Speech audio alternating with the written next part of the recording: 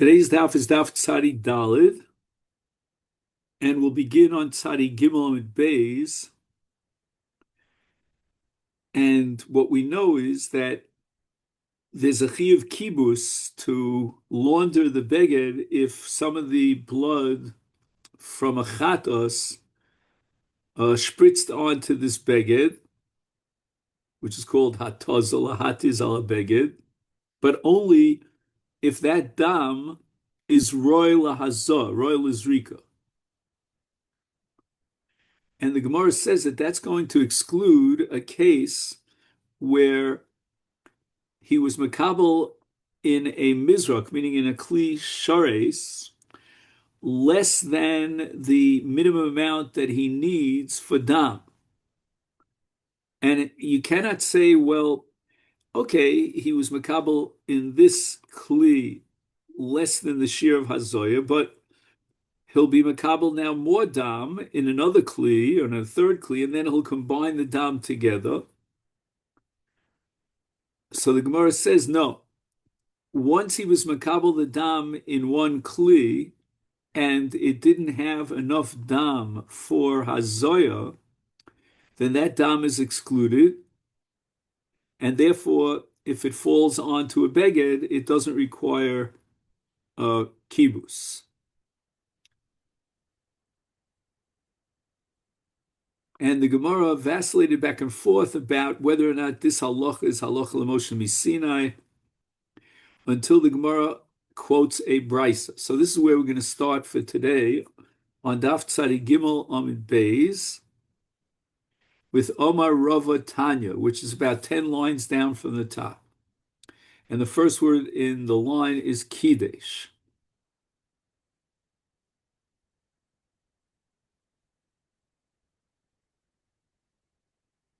Omar Rava Tanya, we learned in a brisa.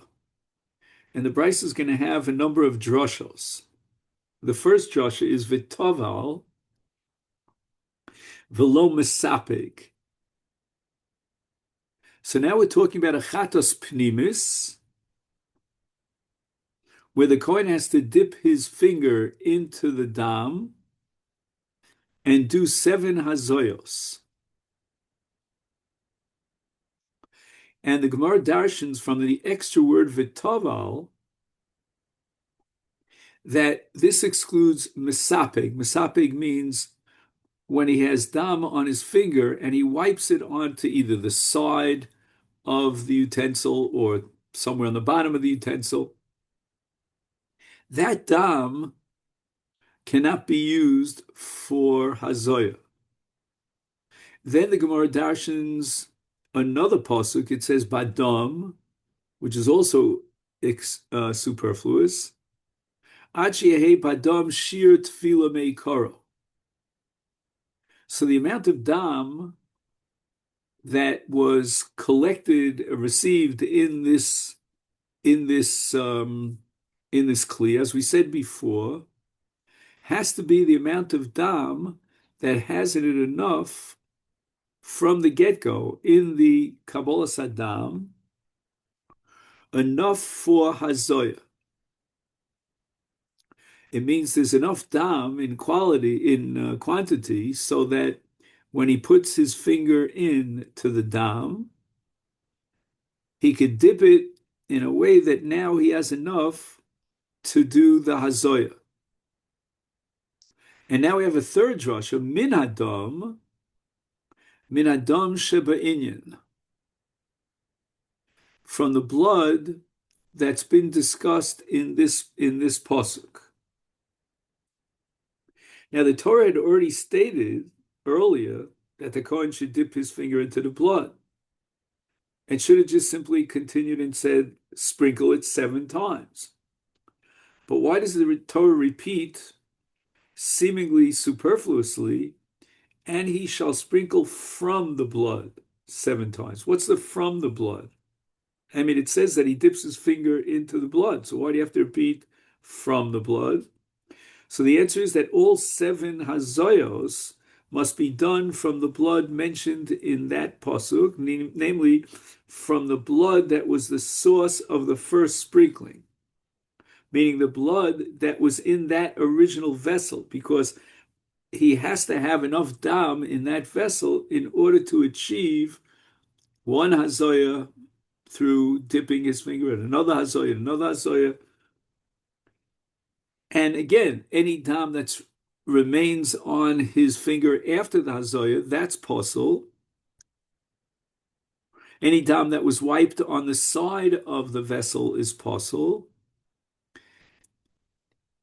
And the Gemara says that we need all these three halachas. Itzrich lemichta badam. We need the exclusion of badam, the ikos of Rahman v'tavel. If it would suffice just to say v'tavel, havamin, I could have thought that afal pi deleka shir tvila meikaro. Meaning he's got to achieve the tvila, but that could be done piecemeal through various kabbalos in various vessels that he pours all together into one, combines all together into one vessel, and then he has enough for tvila. No. The Torah says badam, and badam means that he only has to go into that vessel and not into any other vessel, because there's enough dam that was originally received in that vessel to provide for a quantity that's a volume that's sufficient to achieve all the hazoyos. Now the Gemara goes on. Kosav Rachmana Badam. So we now have Vitoval and we have Badam.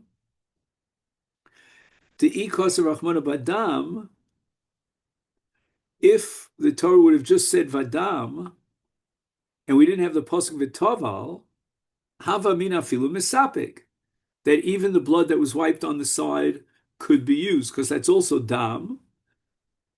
And the Torah adds v'taval, meaning that the dam that he uses is not dam that's left over on the side, but that's the dam of the tefillah, the dam where he dips his finger.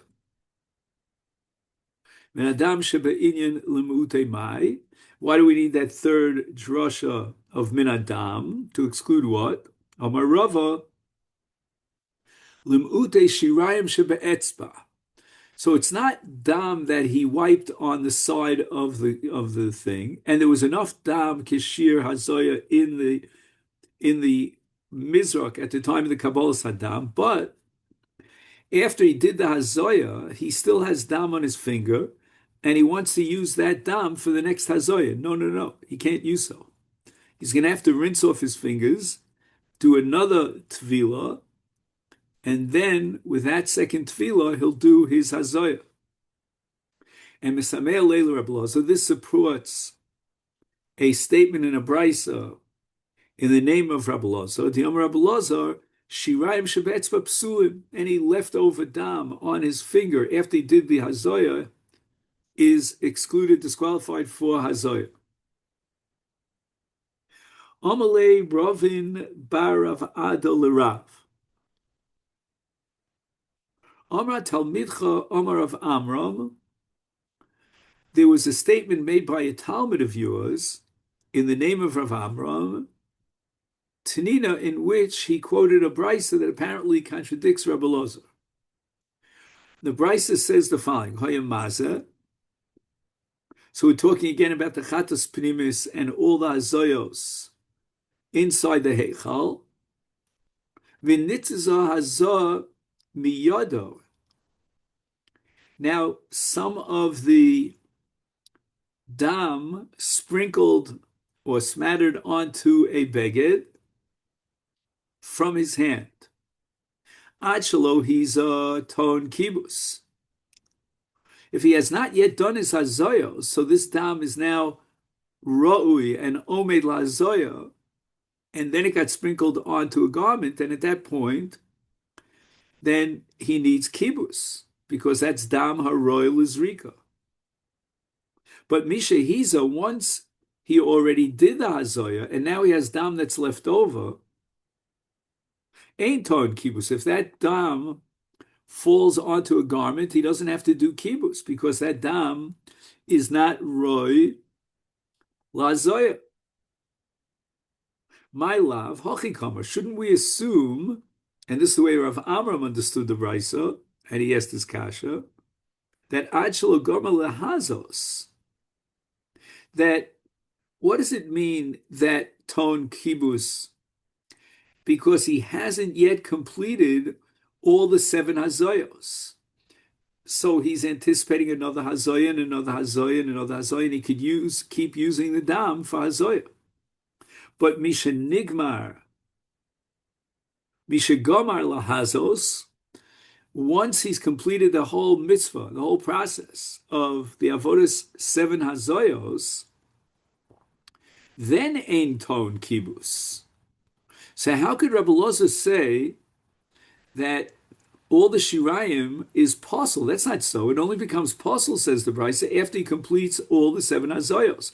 But anything that's left over on his fingers between the first hazoy and the second and the third, and so forth and so on, until he finishes the whole process, is royal hazoya, and therefore it's ton kibus. The Gemara says no. Hachikamer, what does the Brisa have in mind? It's not referring to all the seven hazoyos, but each individual hazoya. And when is it ton kibus? If the dam smatters onto a beged before he does that hazoya. But mishiyotz hazoya miyado, once he has completed that hazoya, even though he still has dam on his etzba, the shiraim of dam al etzba, and it falls onto a garment, ein ton kibus. Esvei Abaye. Abaye now asks Akash on Rabbi Lazar, Gomar milahazos. I have a Mishnah that says that once he finishes all the hazoyos, and now we're talking about the shchita and the preparation of the paraduma, which has to be done nochach ha'hechol. Nochach pnei habayis, the Torah says. So he does the shchita, and then he has to do 7 hazoyos towards the Beis Hamikdash. So he's on a mountain facing the Beis Hamikdash, and the Brisa says Mekaneach Yoda Begufa Shel Para.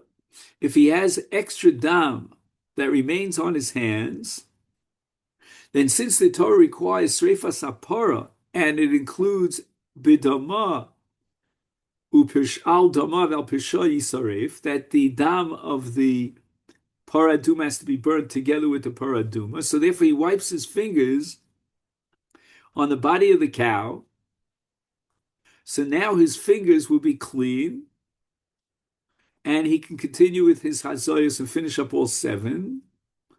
And the dam itself will be burned together with the body of the cow.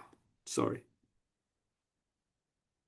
So let's be medayik from the language of the Brisa. Says Abai, Gomar in, lo Gomar lo. When does he have to wipe the extra dam onto the guf hapara? That's only after Gomar, after he finished his whole job. He did all his 7 hazoyos. But if he still has not completed all 7 hazoyos, then he doesn't wipe those shirayim of dam from his finger onto the kohen, onto the par, but rather he could use it for the next hazoya. So you see that leftover dam from one hazoya could be used for the next hazoya. We don't have to wait until he completes all the hazoyos. Amalei, so Rava responds to Abaye, Gomar mekaneach yodo begufa shel para, lo gom mekaneach etzbo. Oh, here's the problem. Rashi explains that if he wipes his fingers onto the para before he finished all his hazoyos, then his hands will get full of like the hairs of the body of the cow, and it won't be roy, it won't be suitable for the next hazoya. But Enochinami, we don't have to wait till the last Hazoya till he wipes his fingers of the extra remaining dam. That he has to do way before he finishes the Hazoyos, but he doesn't do it on the goof, on the body of the cow, because that's going to mess him up. But rather, he puts it on a kinuach situation, meaning he somehow wipes his fingers in some way or another. I just want to see if he says anything on the word mekaneach.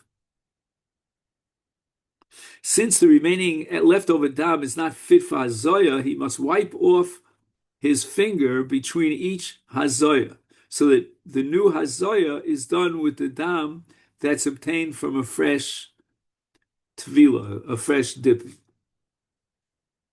Gemara raises the following question: Bishlei megomar mekaneach yodo beguf shel par. I can understand why the dam will now, after he finishes hazoyas, apply to the bottom of the cow, because the Torah is going to require streifa even on the dam. Shenemar v'soraf es haparo le'einov. Ela etzbo b'may mekaneach.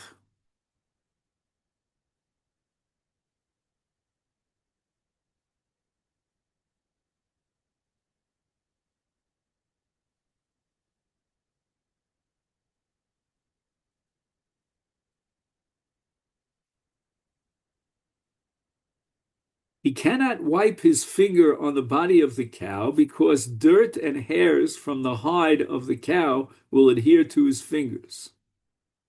And it would not be fitting for the next sprinkling to be done with soiled fingers.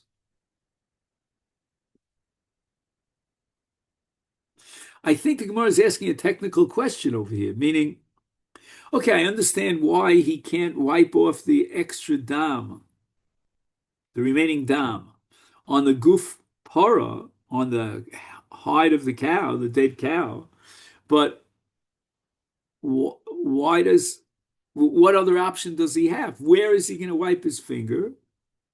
Rabbi Besfas Mizrach, Diksiv Kipure Zav. Now, this pasuk Kipure Zav, if I'm not mistaken, is in Sefer Ezra. Oh, yeah. And these are called golden bowls amongst the klisharis mentioned in the pasuk. These bowls were the kalim that were used to receive the dam of offerings, what we call a mizrak. And the pasuk refers to them as kipore. Kipore is miloshen to clean something off or to wipe something off. That's why the word kapara comes from the same shorish as kipore, which means wipe off our sins.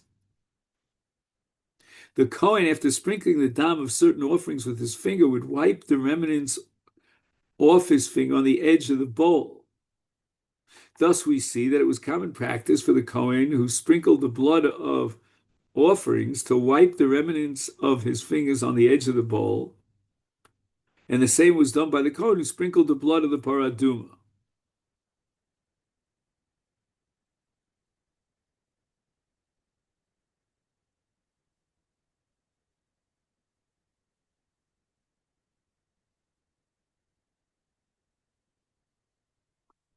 So we're ready to start the next mission, except I just want to digest one thought here, if you can bear with me for a second.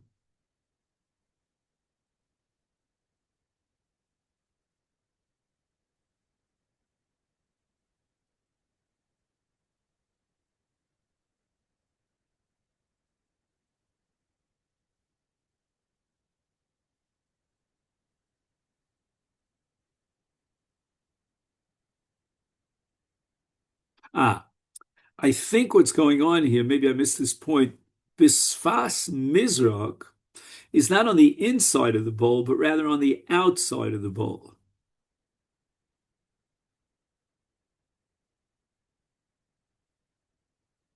I mean, I don't see any other option here, because it can't be on the inside of the bowl, because now he has to do the next zrika, the next hazoya, and he can't mix that shirayim of his dam into the dam for hazoya. So it's got to be on the outside of the bowl. I was hoping somebody would say that explicitly, but I don't see it right now. All right. Let's start the next Mishnah because we want to make progress here and get to today's daf, which is Sadi Dal. Nitaz al ha'or. Okay, now until now we've been discussing the Maisa Tvila and the Maisa Hazoya and the Kabbalah Sadam, and which dam is royal hazoya, and therefore if it sprinkles on a beged, the beged is generates a chiyuv kibus. But now the Mishnah wants to discuss the beged itself. What are the requirements of the beged? In other words, not every beged requires kibus. For example, or, which is a hide, may or may not require kibus. And it depends. Achelo hufshat enoton kibus, misha hufshaton kibus. Here's what's going on over here. In order for the beged to be mechayev kibus, if some dam was sprinkled on, it's got to be a beged which is makabel tuma. Now, a beged to be makabel tuma has to have what's called gmar malachto. It's in the manufacturing and creating process of the beged, you have to finish that process. So if this hide has not yet been completely flayed off the back of the animal, then it's not makabel tuma. And therefore, if blood spills on it, it doesn't require kibus. But if the blood spattered after he stripped the entire hide off the animal's back, ton kibus, because then, according to Rabbi Yehuda, this is a garment, a beged, even though it's made out of or, it's not made out of, wool or flax, or wool or linen, and it's makabel tum. Rabbi Loza Omer, af misha hufshad enu ton kibus. Apparently, Rabbi Loza holds that at this point, even after hafshata, it still is not makabel tumah, because in his mind he hasn't yet decided that this is the way he wants to leave it, and it's functional for him immediately after he strips it off the body of the carcass of the animal. So the machlokas here between Rabbi Yehuda and Rabbi Lazar is, when is a kli makabel tuma? Rabbi Yehuda holds that if all the malacha was done that makes the kli functional, and in this case of or it's hafshata, then it's makabel tuma. Rabbi Lazar says no. There's got to be another element. His machshava, his decision has to be such that this is the way I want to finish it up. I'm not going to go on and draw pictures on it or whatever I want to do. Now the Mishnah gives us the general rules of kibus. Enoton kibus ela makom hadam. There's no need to launder the entire garment. You do spot, laundering to get off the spots of dam. It's got to be ready for kabbalas tuma. But now the Mishnah says echad beged, echad sak, v'echad or to unim kibus. So the Mishnah is saying that whatever the garment is made out of, it could be made out of, as we said before, at Semeru Pishtan, it could be made out of sackcloth, out of hide. It always requires kibus. So the assumption here is that each one of these categories of garments are makabel tumah. And that's not going to be so poshut. Next, hakibus makom kadosh. The kibus has to take place in the azara. They had special preparation for that in the azara. And then there's another halacha called shviras kli cheres b'makom kadosh. The Mishnah goes on a little bit on a tangent here, that if you have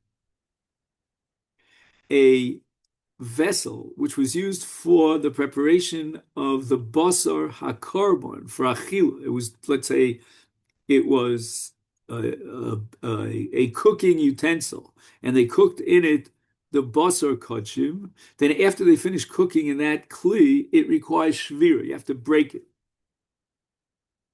But again, all this only applies to what's called a kli cheres, made out of pottery. And the law of shviras kli cheres, in a sense, parallels the law of kibus begodim shenaf aleim shenataz aleim dam shel karbon, and that is it's required makom kodesh. You have to do it in the azor. Now, that's as far as a kli cheres is concerned. What about a metal kli? It's not made of earthenware, but metal. And you cooked in that metal kli some basar kachim, is mariku shtifa b'kli nechosh makom kodesh. In the case of metal, there's no requirement of shvira. The Torah doesn't indicate that you have to break it, but you do have to get rid of the tam bolua in the kli. And that's done through a process called marika ushtifa. Now, presumably, marika means when you dip it into boiling hot water, and shtifa means you wash it off in cold water. Let me just see if he adds anything here.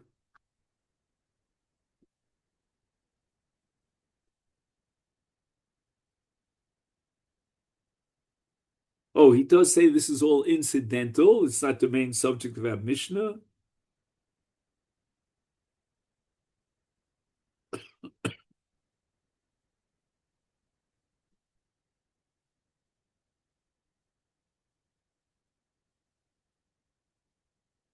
Oh, the rationale for these requirements of Shvira or Mariko Shtifa is the destruction of Nosar. In other words, the Basar HaKarban is now Bolua, it's been absorbed into the walls of the Kli, it becomes Nosar after the allotted time for Achila of that particular carbon. So now if you cook again in that Kli, you're going to end up with a plata. Plata means the opposite of blia when it goes out, and that is a plata of nosar. However, in the case of kli cheres, the Torah says, there's nothing you could do to get rid of the tam balua in a kli cheres, in an earthenware vessel. So therefore you have to break it. But in the case of a metal kli, then you need marika ushtifa.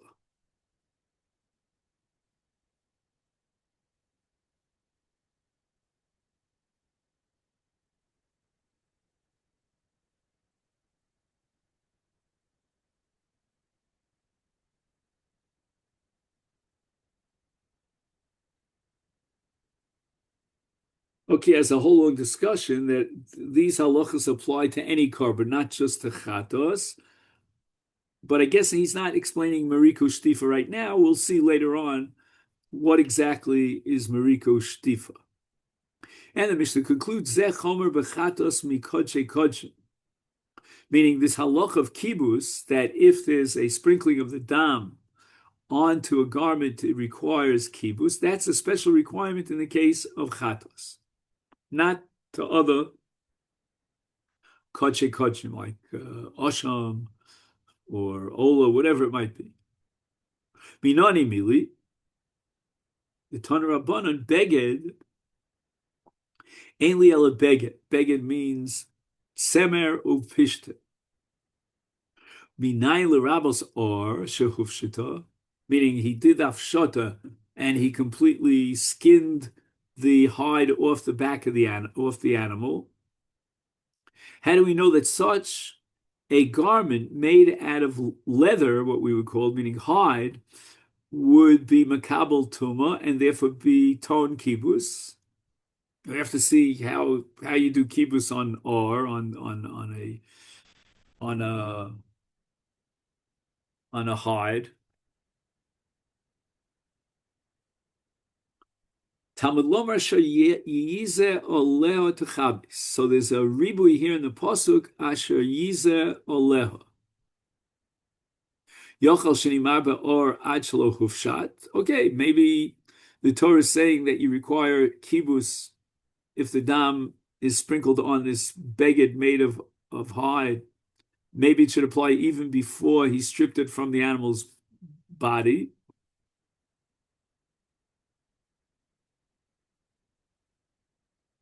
Talmud Lomar Beged. And Beged itself is made of, as we said before, tzeru fishtin, and mar beged a roy lekabel tuma, af kol roy lekabel tuma. A beged means it's fully manufactured, all the malacha was done, it's ready to be worn as a garment, and so too in the case of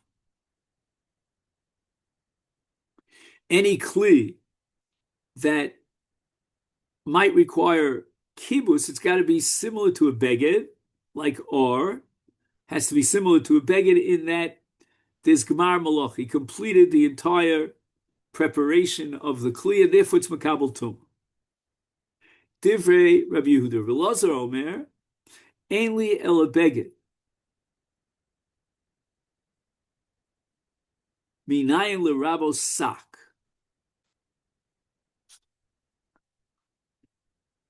Now we start the daf for today, daf tzadi dalid. How do we know that we go beyond beged? Not just cloth, but other kinds of materials.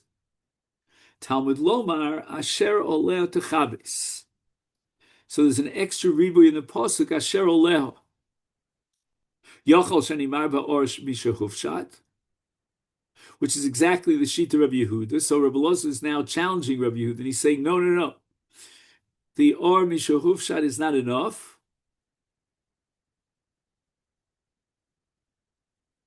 Talmud Lomar Beged. Ma Beged Dover Makabel Tuma. I've called Dover Makabel Tuma. In other words, even though you did the Hafshata, and the Or itself is roi to be Makabel Tuma, meaning everything was done in the manufacturing preparation process, and now you have a hide that's royal Lashimush, you could use it, but nevertheless, it's not Makabel Tumah. And why isn't it Makabel Tumah? Because as we said before, he's missing the element of Das. My Beinai, what's the case? Amar Abaye matlis pchusa misholoshi kabeinayu.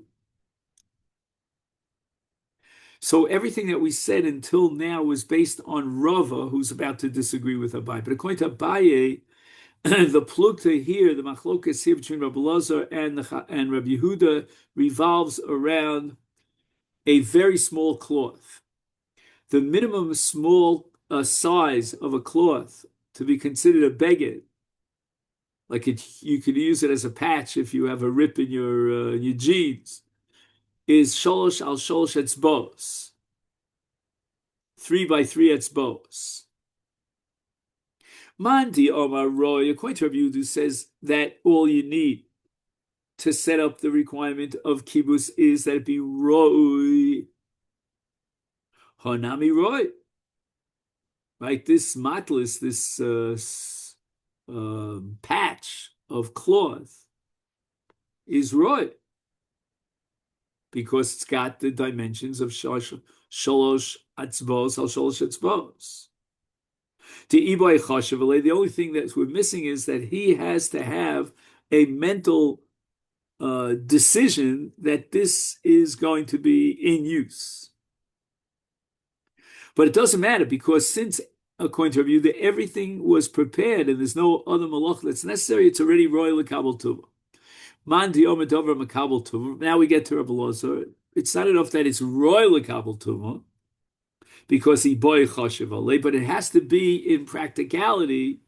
Right now, it's makabel tumah, and homil lav bas kibule tumah. Right now, it's not makabel tumah because he hasn't yet had the machshava.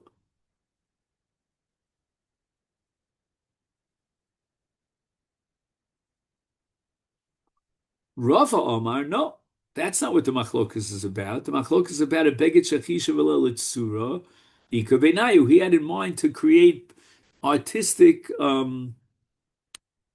let's see,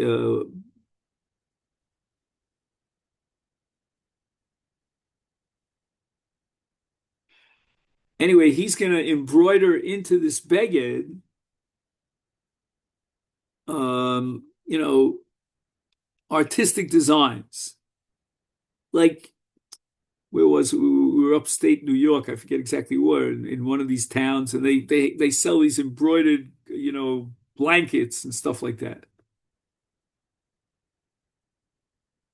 So Mandi Omer Roy, according to Rabbi Yehuda, Hanami Roy, right? Right now, everything is ready. Okay, he didn't yet embroider into these beautiful, um, pictures and so forth and so on. And the boy mevatale machshavte, all he has to do is decide, hey, you know what? Ani mevater, I'll do without these pictures. And once he cancels his original plan and he decides not to embroider it, then it's makabel tuma. So the only thing that's missing here is that decision in his mind to cancel his original schedule, and therefore it's makabel tuma. Man dioma dover makabel tuma. Hamil lav bas kabuli tuma.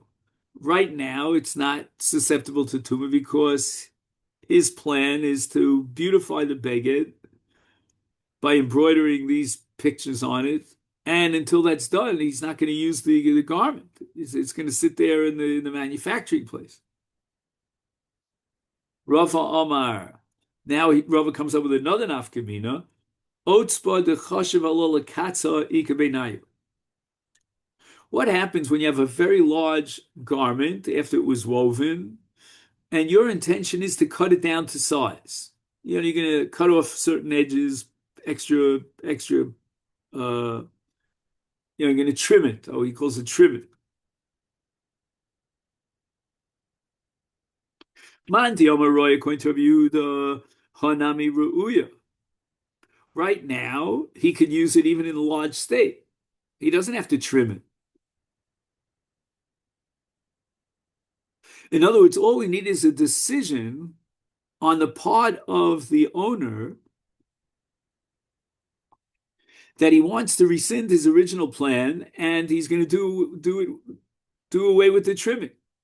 But man diyomer dover makabel tuma hol lav makabel tuma ademiktale, until he actually cuts down, the size of this garment. It's not makabel tuma because his intention, as of today, as of this moment, is not to use it in its present state, but to trim it down and shorten it.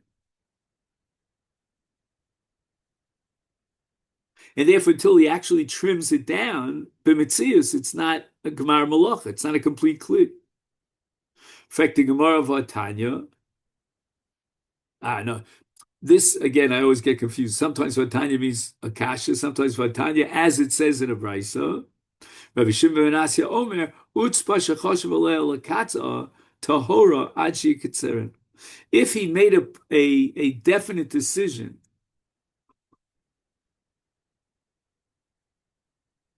lakatza, that he wants to trim it down, then Rabbi Shimon ben Asya holds, like we saw in Rabbi Lazar, that it's tahora, it's not makabel tumachi extended until he actually implements his plan and trims down the beged.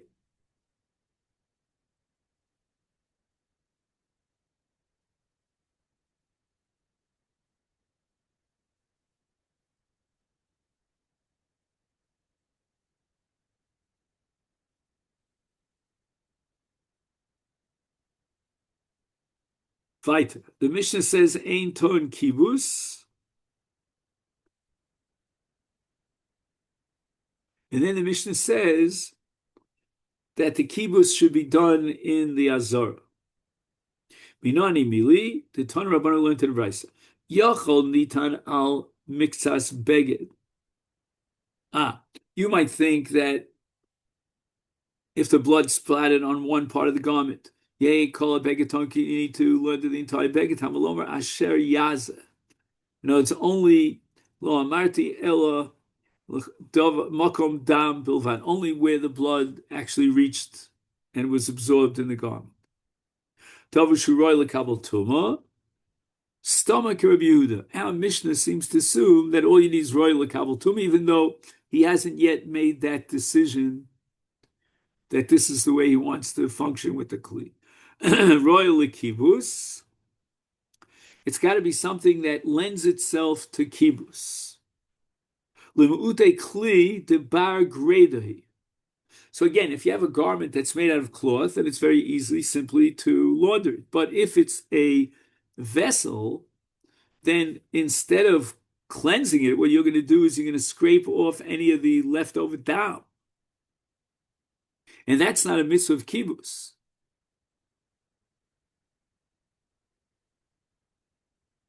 So you have something that's royal kibbutz, and you have something that's royal greda. That which is royal greda does not require kibbutz. Now, on the list of various materials that make up this beged, one of them is or, is the hide.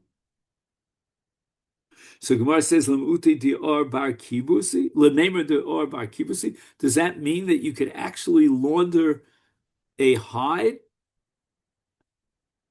Imagine putting a hide,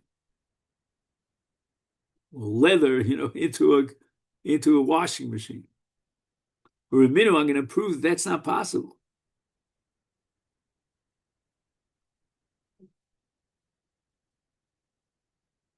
Okay, now this Mishnah that we're about to learn is in Maseches Shabbos.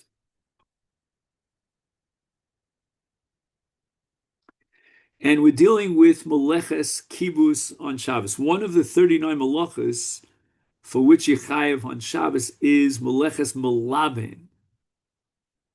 And Kibus is Melaben. Urimini, and the Mishnah says, Hoisa olav lishloshes. Lishloshes is some sort of filth. And it's on a car, Rashi says, on a pillow. Bekaneach bismartut. If there's filth on the pillow, then what he's allowed to do is he's allowed to wipe it off with a rag. But he's not allowed to pour water on it, because if he pours water on it, then he'll violate Meleches Kibus, and he'll be chayav for Meleches Shabbos. And all this refers to a smartut, meaning a cloth garment, because Meleches Kibus applies to, let's say, pishton or tzemer. But Hoysal ha'or, if it was on a hide, a leather, then no sin of mayim. He can pour water on it, ad shetichle, until he gets rid of the filth, and it's mutar on Shabbos. There's no kibus on or. And yet our Mishnah says that kibus of dam chatos shenitas onto or is chayav kibus, meaning that there is kibus on or. There's no such thing as kibus on or. So we're going to see a Mishnah in Masechta Shabbos that records a machlokas between the Rabbanan and Acherim. Acherim is usually Rabbi Meir, about this whole question whether or not an or, some garment that's made out of leather, is subject to kibus. The Sanya we learned in the Brisa, habeged v'asak mechabso, hakli va'or megardo. So now we have the case of the dam chatos that sprinkled onto a garment. If it's a garment that's made out of either sak or any other kind of beged, then you need laundering. You have to launder it. You have to wash it. That's called kibus. But if it splatters onto a vessel that's made out of, let's say, metal, or it's made out of or, then megardo, then just pasha clean it off. There's no mitzvah of kibus in or. And that's the opinion of the Rabbanan, because or hides don't lend themselves to kibus. But acherim omrim, others say, habeged v'asakva or mechabso. So according to this sheet, is probably Rabbi Meir, there is kibus even on an or. Or has the same status as a beged, v'akli megardo. It's only in the case of a vessel made out of metal, then you just simply scrape it off. You don't have to do any kibus. So if the blood gets onto that vessel, it doesn't require kibus. So we have now machlokus between the Chachamim and Rabbi Meir as to whether or not a hide is subject to kibus. And the nafkaminas could be number one. If dam chatas falls on the hide, do you require kibus? And number two, whether or not you chayav for melechas kibus on Shabbos, in event that this dam falls on, the dam chatas falls on. Joe, I think I announced last week, I don't know if you were there, that we're going to take a break for I just was checking. It's okay. No, I don't mind if you join us. We're learning the Hanukkah dam. Sameach. I did it an hour ago. As you know, Joe, and Steve also knows this very well, because you both have dedications, right? I'm in the final stages of preparing the Sefer. So I'm trying to use Hanukkah. I don't want to give up on Daf Yomi, but I'm trying to use Hanukkah to prepare the Sefer. 100%. The preparation of the Sefer is immensely more complicated than I ever imagined. You can't, if I would give you a list of all the different parts, you think breaking a Sefer is coming up with Chidushim and writing it's so much more complicated than that. So B'ez Hashem, we'll get back together next Wednesday. Okay. All the best. Okay, great. All right then. So we go on. Now, Keman Azal Hadi Yomer Reb Chia Bar Ashi, Zimnin Sagin Havi Ka'imna Kami de Rav.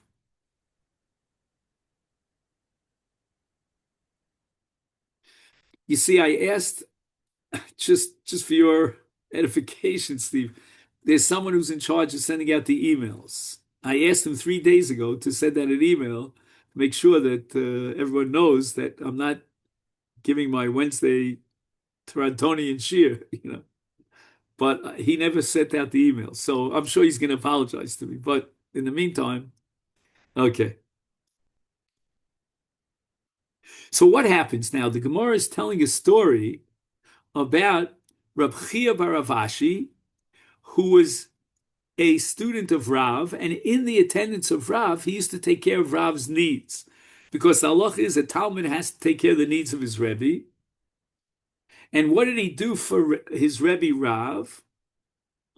V'shachshichi le mesanya is shoes. V'mayit. I would water his shoes, put his shoes into water to clean them on Shabbos. How is that possible? There's Melechas Kibus, and the answer is Kiman K'Rabbanan. The Rabbanan hold that if you have something made out of leather, out of a hide, like for example shoes, then there's no Melechas Kibus because there's no Kibus on hides.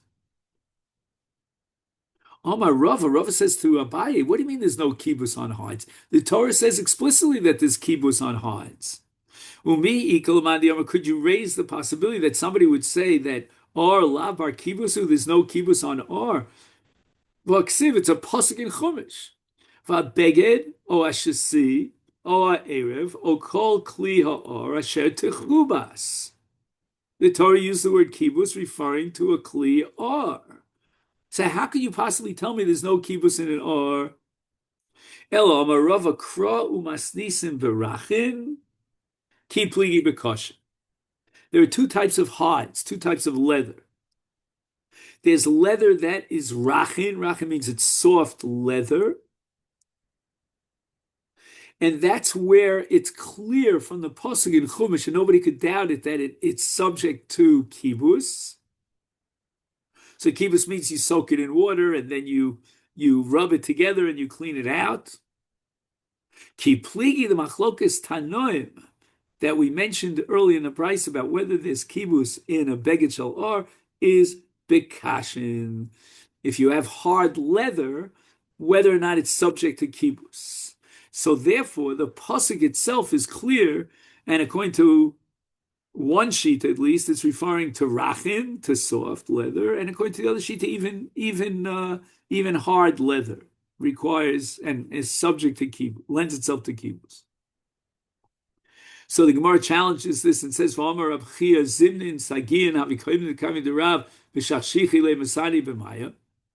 How could it be, according to Rava, that in the case of soft leather, everybody agrees based on the explicit pasuk that there is kibbutz? How could then Rab Chia Baravaba Ravashi, how could he have cleansed the shoes of his Rebbe Rav on Shabbos? That's a malaches kibbutz. And the Gemara answers bekashin ukirabbanan. Remember, the Rabbanan say the pasuk that includes are in kibbutz is referring to soft leather. But now we're going to say that the shoes that Rav wore were made of hard leather. Now, even in the case of hard leather, we said there's machlokas tanoim, and we're not going to go according to the sheet of the Acher, but rather according to the sheet of the Rabbanan. And the Rabbanan hold that in case of kashin, there is strong leather, hard leather. There's no such thing as kibbutz. Hadamarav alav milsi diamri. Now, in those days, when an Amora wanted to teach halacha, he would whisper it into the ears of an Amora. The word Amora really means the one who projects it and stands in front of the Talmidim and raises his voice and teaches it. And Rava called back his Amora and he said to him, "You know what? I made a big mistake." Why? Neku nemole likra dechi ksivin barachin ksivin. What I said was incorrect. I made a mistake. And I said that the pasuk, just one second, that the pasuk is referring to what?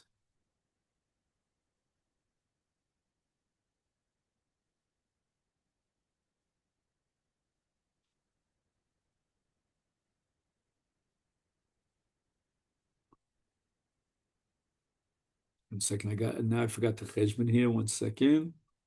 That the pasuk is referring to rachin.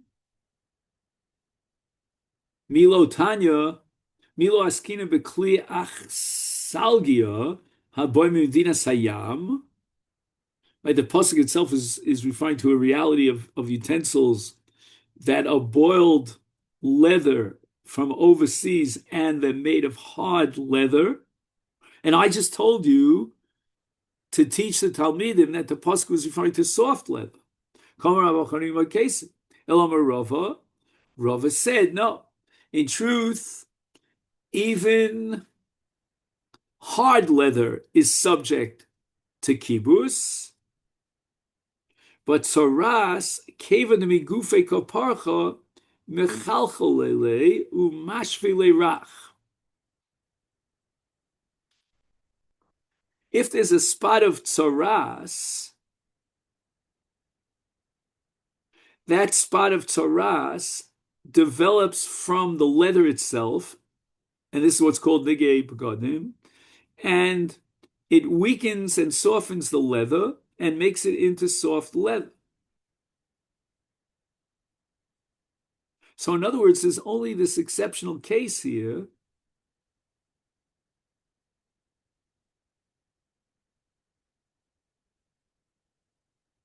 let me just look if he says this. Every leather utensil that develops tsaras will be soft where the spot is, and the spot will be launderable, according to everyone. Our Mishnah, which applies the laundering requirement to a hide, might refer to soft leather, and thus accord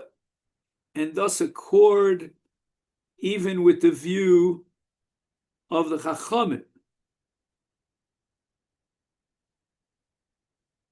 So if you can acquire kibbutz because Adam Chatos In leather, then it refers to soft leather. And the Machlok Shin Rabbanon and the Acherim is in the Brisa is only referring to hard leather. So he says Rav is essentially remaining with his previous explanation. The only difference is that he no longer restricts the verse concerning tzaras of leather utensils to soft leather, rather it refers even to hard leather because they become softened in the spot as a result of the development of tzaras. So Rava doesn't really change his mind. He just changes his interpretation of the pasuk, and he's saying that the pasuk, which requires kibus in the case of a beged of tzaras, that could be referring to even hard leather.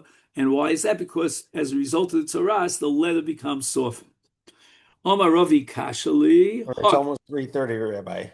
Yeah. I'll just open the door a little bit wider. Okay.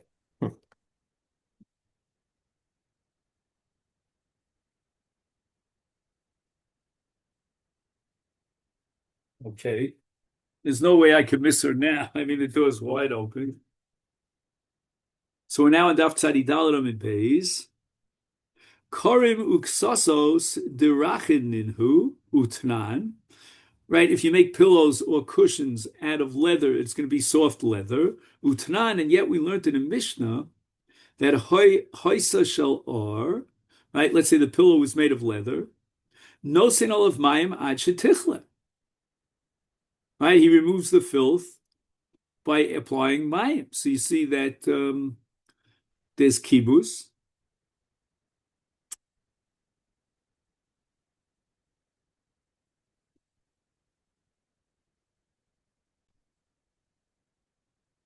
So we have this Mishnah that says that hoisa shel or, the pillow was made of leather.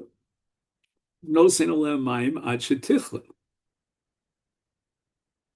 Now, why is this a problem? He says that Rava's premise is that all agree that soft leather is launderable. And that's in the pasuk.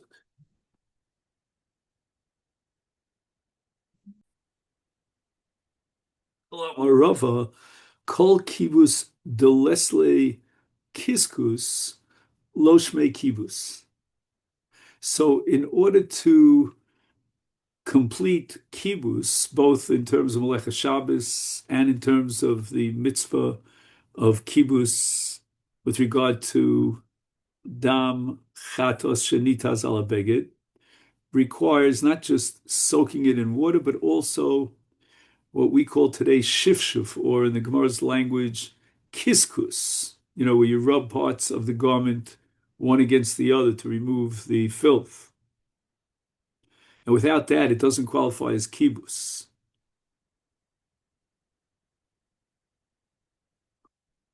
So the Mishnah in Shabbos, which permits pouring water on soft leather pillow, there's no scrubbing involved. Scrubbing the pillow would indeed be forbidden as kibus. The Gemara will ask why. If washing without scrubbing does not constitute laundering, kibus, and yet the Mishnah forbids rinsing the cloth pillow in water. So the Gemara now raises the following question. V'hodi Omer Rabbi Chia bar Avashi. Zimnin sagian havi ko'im nekami derav v'shachshiche le mesanya b'maya. Shichshuch in aval kibus lo. So the implication is that all that Rabbi Chia could do for Rav's shoes on Shabbos was only shachshiche, which means rinsing the shoes in cold water. But implying that kibus itself, which would require also kiskus, which is rubbing, is prohibited. Iberachin u'kedivrei hakol ibekashin u'kacherim. Why would this kibus be prohibited? And the answer is that Rav must have had soft leather shoes. And then even according to the Rabbanon, in the case of soft leather, there is kibus. But again, kibus requires kiskus.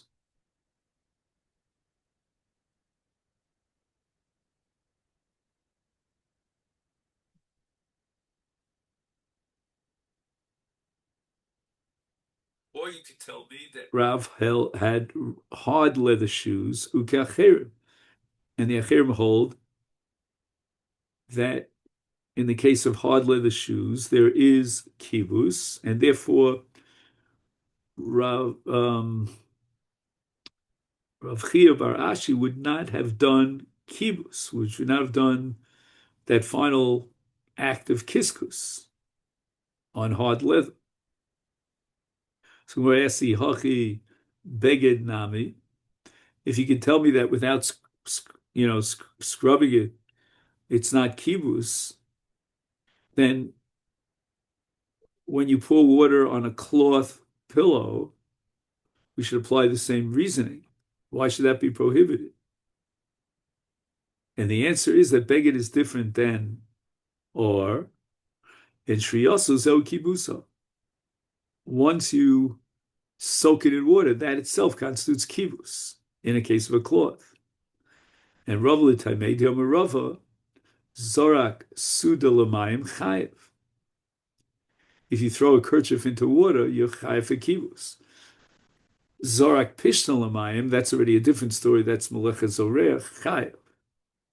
Bishlem Sudar, in the case of a kerchief, of it kibus, I understand that by placing it into the water, he violates the melach of kibus. He launders the beged. Ella zera pishna my time of what's the melacha? V'chitem mishum mikadeach. Maybe it's so rare because it sprouts. Ihachi chiti v'saari nami. Why does Rava specifically speak about flax? What about wheat and barley? And the Gemara answers Hanoch, in the case of flax seeds, isle rire. They have some sort of a mucus substance that exudes from them when soaked in water. And that causes them to stick together, and that's meleches lash, when you have different particles coming to stick together. Ihochi shlochim nami. He should be chayiv for placing raw hides in water on Shabbos. They too exude a kind of a mucus and stick together when placed in water. Chasam ka'ovud lisha. In the case of the flax seeds, he's chayiv mishum lisha. But in the case of shlochim, there's no lisha. So this is where we'll stop for today on Daf Tzadi Daled Amud Beis.